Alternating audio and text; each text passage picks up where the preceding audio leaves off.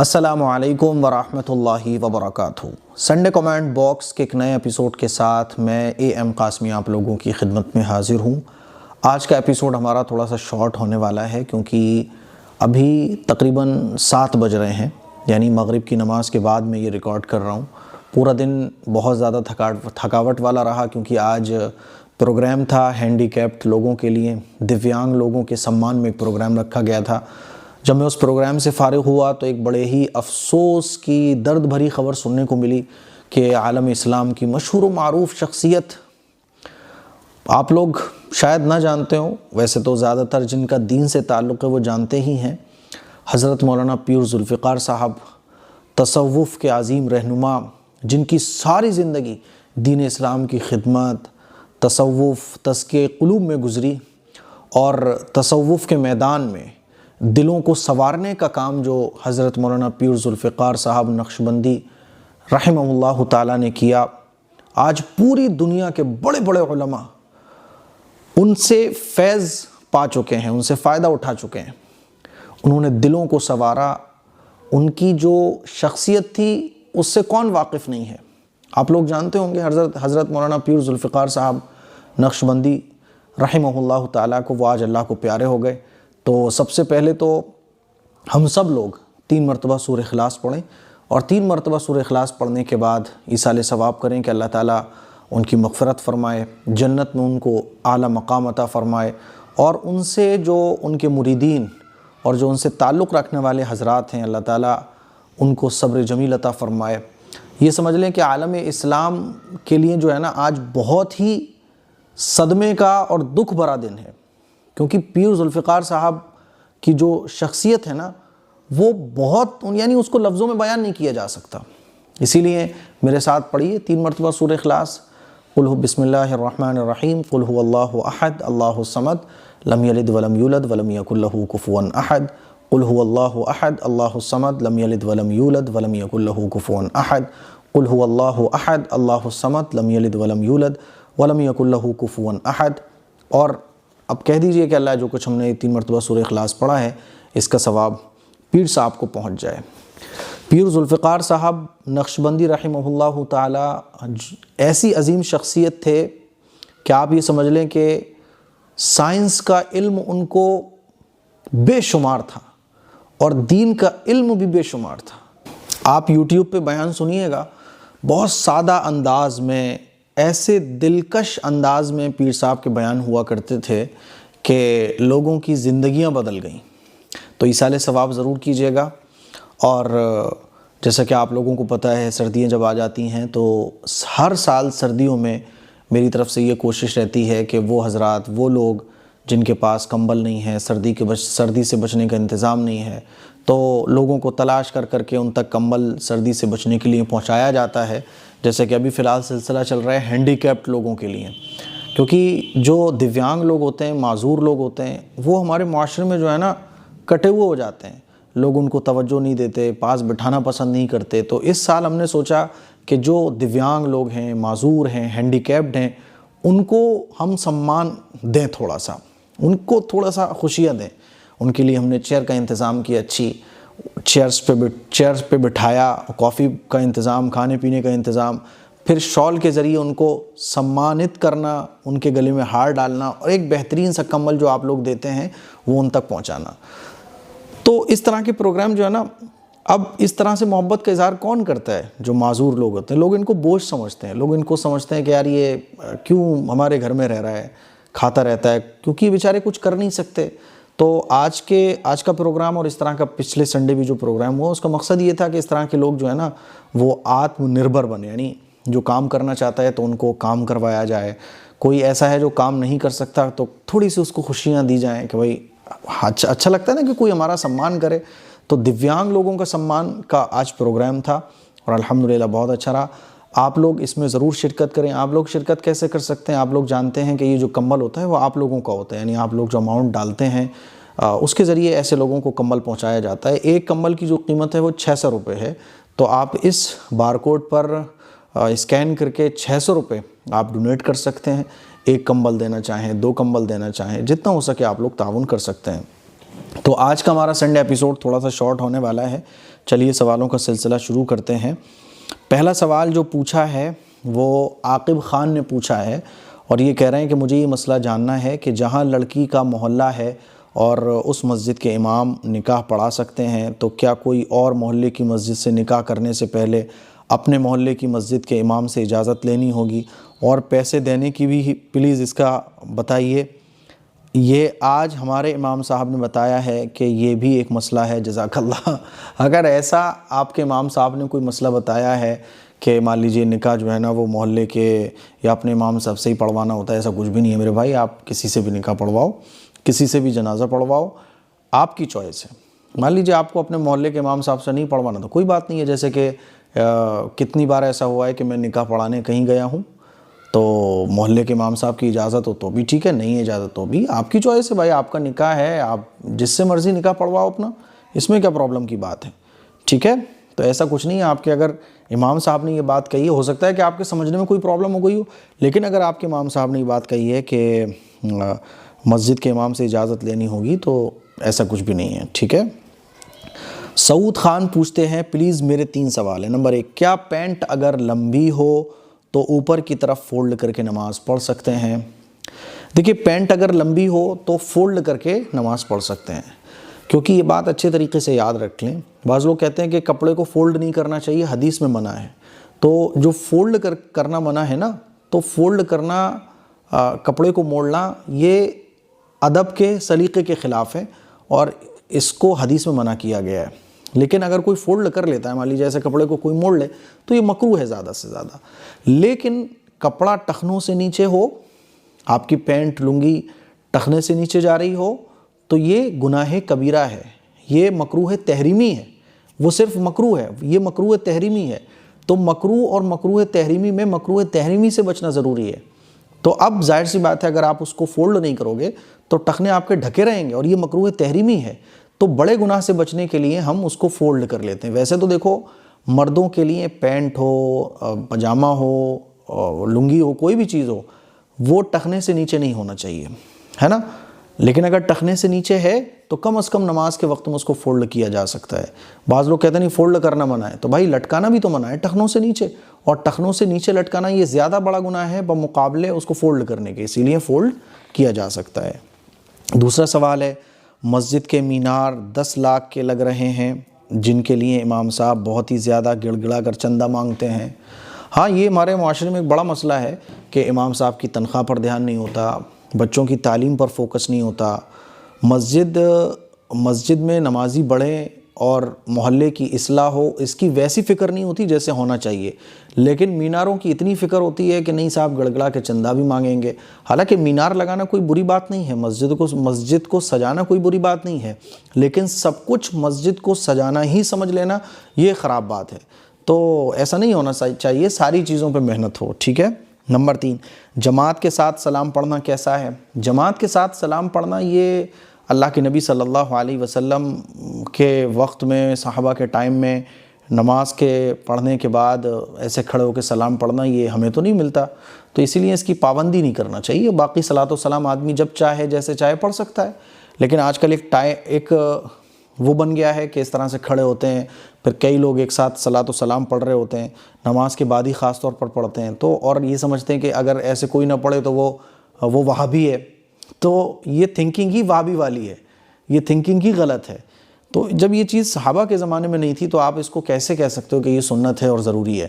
تو اس کو سنت اور ضروری سمجھ کے نہیں کرنا چاہیے۔ باقی اس طرح سے صلاۃ و سلام بھی پڑھ سکتے ہیں، کوئی بیٹھ کے پڑھنا چاہے تو بیٹھ کے بھی پڑھ سکتا ہے، کوئی کھڑے ہو کے پڑھنا چاہے تو کھڑے ہو کے پڑھ سکتا ہے نا۔ لیکن اس کو یہ سمجھنا کہ نہیں صاحب یہ تو صحابہ کا طریقہ ہے، تو بھائی صحابہ کے زمانے میں تو اس طرح سے نہیں پڑھا جاتا تھا، تو یہ تھوڑا سمجھنے کی چیز ہے، کیونکہ یہاں ہمیں مجبور کیا جاتا ہے پڑھنے کے لیے۔ یہی تو پرابلم ہے کہ کوئی بھی ایسا کام جو صحابہ اکرام کے زمانے میں نہیں کیا جاتا تھا، ہے نا، تو صحابہ اکرام کے زمانے میں جب یہ کام نہیں ہوتا تھا تو آپ اگر کر رہے ہو تو کرو، کیا مسئلہ ہے؟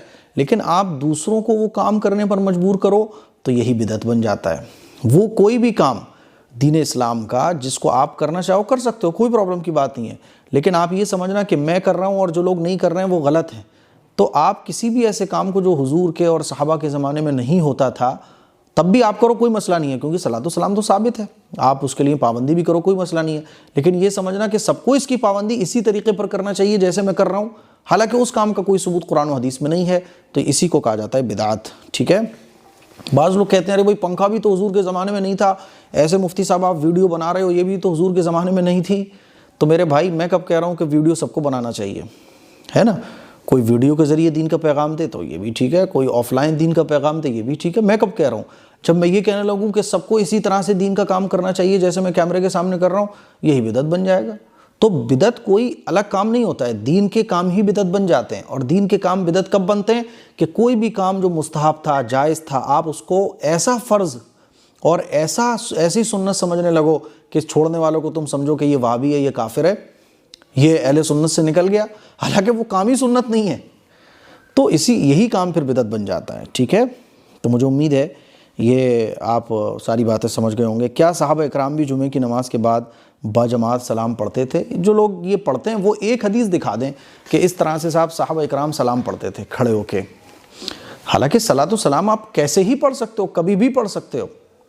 اسی لیے مان لیجئے کوئی ابھی پڑھ رہا ہے، کوئی کھڑے ہو کے پڑھ رہا ہے، کوئی بیٹھ کے پڑھ رہا ہے، کوئی جماعت کے ساتھ، سب کو درست ہے۔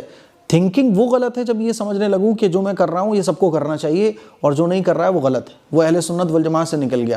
یہی چیز ہے جو ایک فرقہ بنا دیتی ہے اور یہ غلط ہے، بدعت ہے۔ مجھے امید ہے آپ سمجھ گئے ہوں گے۔ مہرین خان پوچھتی ہیں مفتی صاحب میں آپ کی اولڈ از گولڈ سبسکرائبر ہوں، میں آپ کو اپنا بڑا استاذ مانتی ہوں، میرے کچھ سوالات ہیں۔ بہت بہت شکریہ آپ کی اس محبت کے لیے، اس عزت کے لیے۔ نمبر 1، غیر مسلم بچے کو دودھ پلا سکتے ہیں؟ پلا سکتے ہیں۔ بچہ چاہے غیر مسلم کا ہو، مسلمان کا ہو، ہے تو وہ بچہ نا، اور اسلام کی یہ تعلیمات ہے، تو غیر مسلم بچوں کو بالکل دودھ پلا سکتے ہیں۔ نمبر 2، ہم نے اپنے بیٹے کا نام محمد رکھا ہے، کیا ہر بار محمد بولنے پر درود پڑھنا ہوگا یا نہیں؟ نہیں، جب ہم اپنے بچے کا نام بولیں گے محمد تو ہر بار ہمیں درود شریف پڑھنے کی ضرورت نہیں ہے۔ جب ہم نام حضور اکرم صلی اللہ علیہ وسلم کا ذکر کرتے ہوئے لیں گے کہ حضرت محمد، ہمارے پیغمبر حضرت محمد، تب ہم صلی اللہ علیہ وسلم درود شریف لگائیں گے۔ جب بچوں کا نام ہم رکھ دیتے ہیں محمد تو ہمیں درود شریف پڑھنے کی ضرورت نہیں ہے۔ نمبر 3، ہم نے اپنے بچے کے بال 7 دن پہ نہیں نکالے تو کب نکالیں؟ 1 مہینہ ہو گیا۔ 7 دن پہ نہیں نکالے تو کوئی بات نہیں، آپ پیدائش کے حساب سے جو بھی 7واں دن پڑ رہا تھا تب نکال دیجئے آپ، یعنی 7واں دن نہیں تو 14ویں دن نکال دیجئے، 14ویں دن نہیں تو 21ویں دن بال کاٹ دیجئے، کوئی حرج کی بات نہیں ہے۔ نمبر 4، اور یہ بھی نہیں پاسبل ہو پا رہا ہے تو جب آپ کو بہتر لگے بچے کے بال اتروا دیجئے۔ نمبر 4، والدہ کی انکم سے بچے کا عقیقہ کرنا کیسا ہے؟ ہماری انکم اتنی نہیں ہے۔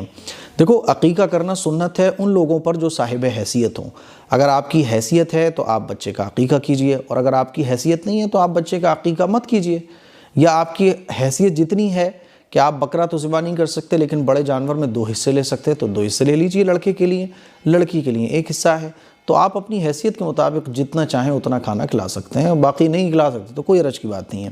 نمبر 5، آپ بہت اچھے سے سمجھاتے ہیں، اللہ آپ کو جزائے خیر دے، بہت بہت شکریہ، جزاک اللہ۔ نعیم خان اگلا سوال پوچھتے ہیں، کیسے ہیں آپ؟ الحمدللہ۔ میرا ایک سوال ہے، آسمانی کتابیں کتنی ہیں؟ کیا آسمانی کتاب 1، 4 ہیں؟ اس بات کی مجھے زیادہ معلومات نہیں ہے، آپ سے درخواست ہے زیادہ سے زیادہ اس بارے میں کچھ بتائیں۔ دیکھو، آسمانی کتابیں تو بہت ساری نازل ہوئی، صحیفے نازل ہوئے۔ صحیفے کس کو کہتے ہیں؟ چھوٹی چھوٹی کتابیں، یعنی پوری کتاب تو نہیں تھی، چھوٹی چھوٹی کتابیں، ہے نا؟ تو صحیفے چھوٹے چھوٹے احکام، یعنی کتاب تو بڑی ہو گئی نا پوری، صحیفے جیسے رسالے ہوتے ہیں اس طرح سے۔ تو صحیفے بھی اللہ تعالیٰ نے بہت سارے نازل فرمائے، آسمانی کتابیں بھی بہت ساری نازل فرمائی، لیکن 4 آسمانی کتابیں جو محفوظ رہ گئیں اور جو مشہور ہیں، توریت، زبور، انجیل اور قرآن مجید۔ توریت، زبور، انجیل یہ آج بھی موجود ہے۔ باقی آسمانی کتابیں ختم ہو گئی یا بالکل ہی ان کی سب کچھ چینج ہو گیا، تو پہچان میں نہیں آتی کہ آسمانی ہے بھی یا نہیں ہے۔ ہو سکتا ہے کہ جو بہت سارے دھرموں میں طرح طرح کی کتابیں ہیں، ہو سکتا ہے کہ وہ آسمانی کتابیں ہوں پہلے، اس میں پھر تبدیلی اور چینج ہوتے ہوتے ان کی لینگویج بھی چینج ہو گئی ہو اور سارا میٹیریل بھی چینج ہو گیا ہو، کیونکہ اس طرح کے اشارے ملتے ہیں۔ جیسے کہ بہت سارے دوسرے دھرموں میں یہ ملتا ہے کہ آخری افطار آئیں گے، تو وہ اشارہ ہوتا ہے کہ آخری پیغمبر آئیں گے، حالانکہ آخری پیغمبر آ چکے ہیں۔ اسی طرح سے بہت ساری مقدس شخصیات کا بھی ذکر ملتا ہے دوسرے دھرموں میں، تو ہو سکتا ہے وہ مقدس شخصیات پہلے کے کوئی پیغمبر ہوں جو ان کے علاقے میں بھیجے گئے ہوں، لوگوں نے پھر ان کے چہرے اور مہرے اور ان کی تعلیمات کو بدل دیا ہو، تو صحیفے بھی نازل اللہ تعالیٰ نے فرمائے اور کتابیں بھی آسمانی نازل فرمائیں، لیکن تمام چیزیں بدل دی گئیں۔ آخری کتاب جو قرآن مجید ہے اس کو نہ بدلا جا سکتا اور اس کو کوئی بدل بھی نہیں سکتا، ٹھیک ہے۔ اچھا جی، تو مجھے امید ہے کہ آپ کا یہ جواب ہو گیا ہوگا۔ آپ کا سوال کہاں چلا گیا؟ ہاں، یہ نعیم خان کا سوال کا جواب میں نے دے دیا ہے۔ سونی پوچھتے ہیں اگر نماز میں اتحیات پڑھتے وقت انگلی اٹھانا بھول گئے تو کیا سجدہ سہو کرنا ہوگا؟ اگر انگلی اٹھانا بھول گئے تو سجدہ سہو کرنے کی ضرورت نہیں ہے، نماز ہو جاتی ہے۔ انگلی اٹھانا یہ سنت ہے۔ نمبر 2، سوٹ کے ساتھ جینز پہن سکتے ہیں؟ دیکھو، سوٹ کے ساتھ جینز پہن سکتے ہیں۔ جینز جو ہے نا بہت ٹائٹ ہوتی ہے، تو اگر ٹائٹ جینز ہے جس سے باڈی آپ کی چھپ نہیں رہی ہے، پیچھے والا حصہ ہے اور ٹانگیں ہیں، یہ اتنی ٹائٹ جینس ہے کہ باڈی شیپ نظر آ رہا ہے، تو اس طرح کے کپڑے پہننا یہ غلط ہے، یہ گناہ کی بات ہے۔ کیونکہ آپ کا جسم ٹھیک ہے، ایک ہوتا ہے جسم کھلم، جسم ڈائریکٹ دکھ رہا ہو، ایک ہوتا ہے کہ کپڑے کے اندر سے دکھ رہا ہو، یا کپڑا اتنا ٹائٹ آپ نے پہنا ہوا کہ جسم دکھ رہا ہو، تو یہ غلط ہے، ناجائز اور حرام ہے۔ تو جینس، ایسی جینس تو پہننا ہی جائز نہیں ہے۔ دوسرا کہ وہ نارمل ویسی جینس ہوتی ہیں جس سے باڈی تو چھپ جاتی ہے لیکن وہ جینس ہے بہرحال، تو لباس ایسا پہننا چاہیے جو مہذب ہو، ہے نا۔ لباس ایسے پہننا چاہیے، فیشنیبل کپڑے موجود ہیں، اور فیشنیبل میں بھی 2 طرح کے کپڑے موجود ہیں، ایک تو وہ ہیں مہذب سلیقے والے۔ اب دیکھو، ایک کرتا پجامہ جبہ میں پہنتا ہوں تو یہ ڈیسنٹ ہے، ایک دم اچھا لگتا ہے نا، وائٹ ہے، اس کے اوپر آپ نے جیکٹ ڈالی، سادہ بھی ہے، اچھا بھی ہے۔ اب کرتے پجامے ایسے بھی ہیں کہ چمک دھمک بھی ہیں، بہت ٹائٹ بھی ہیں، بہت عجیب لگتا ہے۔ تو 2 طرح کے کرتے پجامے بھی 2 طرح کے ہوتے ہیں، ایک تو سلیقے والا، ایک تھوڑا سا لوفریا ٹائپ والا۔ تو ایسے ہی ہر طرح کے کپڑے موجود ہیں، ایک تو لوفریائی اور بس ایسے ہی والا، اور دوسرا کہ جو سلیقے مند لوگ پہنتے ہیں جس سے باڈی پوری چھپ جاتی ہے، آپ قابل، مطلب آپ اگر کھڑے ہو نا وہ کپڑے پہن کے تو لگے یار یہ قابل بچی ہے، یہ قابل لڑکی ہے، لگے یار یہ پڑھی لکھی لڑکی ہے، ایجوکیٹڈ ہے، تو ایسے کپڑے پہننا چاہیے۔ باقی جینس وینس نہ پہنو آپ، کیونکہ دیکھو جینس چاہے مردوں میں ہو چاہے عورتوں میں، مردوں میں تو ڈھیلی والی جو جینس ہوتی ہے وہ ایک بار کو ٹھیک ہے چل جائے گی، لیکن جینس پھر بھی مطلب ایسا نہیں ہے کہ وہ خواتین میں تو انتہائی درجے کی بری لگتی ہے، تو جینس پہننے سے بچنا چاہیے، یہ اچھا لباس نہیں ہے، سلیقہ اور مہذب یہ لباس نہیں ہے۔ نمبر 3، اگر کوئی لڑکا بار بار میسج کر کے پریشان کرے کہ شادی کر لو، منع کرنے پر بار بار پریشان کرے تو کیا کریں؟ کوئی لڑکا اگر میسج کر کے بار بار پریشان کر رہا ہے تو اپنے گھر والوں کو بتائیے کہ شادی کر لو، گھر والے اس کے خلاف ایکشن لیں، سمجھداری سے کام لیجئے، خود سے مت اسے ریسپانس دیجئے، خود سے اسے بالکل بھی ریسپانس مت دیجئے، ٹھیک ہے۔ اپنی سیفٹی کا دھیان رکھیے، آپ اسے ڈائریکٹ جواب دو گی تو اس سے اس کی ہمت بڑھے گی، اپنے گھر والوں سے بتائیے پوری کنڈیشن، ٹھیک ہے۔ نمبر 4، 40 دن سورہ بقرہ پڑھنے سے گھر میں برکت ہوتی ہے، تو عورت تو 40 دن نہیں پڑھ سکتی، تو کیسے 40 دن پورا کرے؟ جتنے دن کا گیپ ہو جائے ان دنوں کو بعد میں پورا کر لیں، ٹھیک ہے۔ مان لیجئے 6 دن کا گیپ ہو گیا، 7 دن کا گیپ ہو گیا، تو بعد میں یہ 6 دن کو دوبارہ سے پڑھ لے، 6 دن زیادہ پڑھ لے۔ نمبر 5، کیا اسپیکر میں سورہ بقرہ گھر میں لگا سکتے ہیں؟ کیا اسپیکر میں سورہ بقرہ لگانے سے بھی گھر میں شیطانیت ختم ہوتی ہے؟ دیکھو، اسپیکر پہ آپ لگاؤ تب بھی انشاءاللہ فائدہ ہوگا، لیکن خود پڑھنے سے زیادہ فائدہ ہوتا ہے نا۔ باقی سننے کا الگ ثواب ہے، پڑھنے کا الگ ثواب ہے، تو اسپیکر پہ آپ لگا دو، اس کا بھی فائدہ ہے، خود پڑھو اس کا زیادہ فائدہ ہے۔ رہی بات شیطان دور ہونے کی، تو حرام کاموں سے بچو، شیطان گھر سے خود بھاگے گا۔ حرام کاموں سے بچو، ناچ گانے گندے کام آپ کے گھر میں نہیں ہونا چاہیے، نمازوں کا اہتمام کرو، اس کے ساتھ ساتھ سورہ بقرہ بھی پڑھو، تو بالکل شیطان بھاگے گا، کیوں نہیں بھاگے گا؟ تو سورہ بقرہ آپ خود پڑھنے کی کوشش کرو۔ میں کہتا ہوں کہ اگر پوری نہیں پڑھ سکتی تو آپ 4-5 دن میں پوری کر لو، ایک دن آدھا پارہ، ایک دن پاؤ پارہ، ایک دن پاؤ پارہ، اس طرح سے آپ 1 ہفتے میں پوری کر لو، لیکن آپ خود پڑھو، ٹھیک ہے۔ اسپیکر پہ بھی سن لو لیکن خود بھی پڑھنے کی عادت بناؤ۔ ثنا توقیر، مفتی صاحب میں دبئی سے ہوں، میں اپنے ہسبینڈ کے سامنے ہر طرح کے ویسٹرن ڈریس پہنتی ہوں، پر صرف ان کے سامنے، تو یہ گناہ تو نہیں ہے؟ بہت اچھا سوال انہوں نے پوچھا ہے۔ دیکھو، میاں بیوی کے درمیان کوئی پردہ نہیں ہے، ہن لباس لکم وانت لباس لہن، میرا یہ لباس ہے، تو مجھے بتاؤ لباس سے زیادہ کوئی چیز کلوز ہے میرے؟ ہمارا آپ کو جو لباس ہوتا ہے، تو لباس سے کوئی چیز ہماری چھپی ہوئی نہیں ہوتی، تو عورت کو مرد کا لباس، مرد کو عورت کا لباس قرار دیا گیا ہے، تو میاں بیوی ایک دوسرے کے سامنے جیسے چاہیں ڈریس پہن سکتے ہیں۔ جو ڈریسز نارمل پہننا جائز نہیں ہے، لیکن ہسبینڈ کے سامنے آپ جیسی چاہیں ڈریس پہن سکتی ہیں۔ ہسبینڈ اپنی بیوی کے سامنے جیسے چاہے ڈریس پہن سکتا ہے، کوئی پرابلم کی بات نہیں ہے۔ اور میں تو یہ کہتا ہوں پہننا بھی چاہیے۔ ہسبینڈ اپنی بیوی کو اٹریکٹ کرے، بیوی اپنے شوہر کو اٹریکٹ کرے، اور اس اٹریکٹ کرنے کے لیے جو چیزیں ہم باہر دیکھ رہے ہیں وہ اپنے شوہر بیوی ایک دوسرے کے ساتھ کریں، کیا پرابلم ہے؟ محبت کا اظہار بیوی سے ہونا چاہیے، شوہر سے ہونا چاہیے۔ ڈریسز پہن کر ایک سے ایک ہاٹ ڈریس، ویسٹرن ڈریس ہے نا، جیسی ڈریس آج کل فیشن میں چل رہی ہیں، ہسبینڈ میاں بیوی ایک دوسرے کے لیے پہن سکتے ہیں بند کمرے میں، کوئی حرج کی بات نہیں ہے۔ لیکن وہ جو آج کل چلتا ہے کہ دوسروں کو دکھانا، یہ غلط ہے۔ بیچ پر فوٹو کھینچ کے لگانا، یہ غلط ہے۔ آپ اپنے شوہر کو دکھائیے، شوہر اپنی بیوی کو دکھائے، اس میں کیا پرابلم کی بات ہے؟ بلکہ یہ تو ثواب کا کام ہے۔ نفل پڑھنا جیسے ثواب کا کام ہے، ایسے ہی میاں بیوی کے درمیان اس طرح سے رومانٹک ڈریسز پہن کر محبت، پیار و محبت اور میاں بیوی کے درمیان جو بھی تعلق قائم ہوتا ہے، اس پہ بھی ثواب ملتا ہے۔ تو میاں بیوی کے درمیان تو سب جائز ہے۔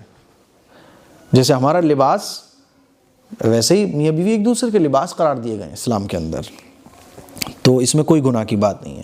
تو یہ آج کے کچھ سوالات تھے جن کے جوابات میں نے دیے۔ مجھے امید ہے کہ آپ کو آج کا شارٹ سنڈے ایپیسوڈ پسند آیا ہوگا۔ پیر ذوالفقار صاحب نقشبندی رحمہ اللہ تعالیٰ کے لیے ایصال ثواب ضرور کیجیے گا، اور اگلے سنڈے ایپیسوڈ کے لیے کمنٹ باکس میں اپنا سوال ضرور لکھیے گا۔ السلام علیکم ورحمۃ اللہ وبرکاتہ۔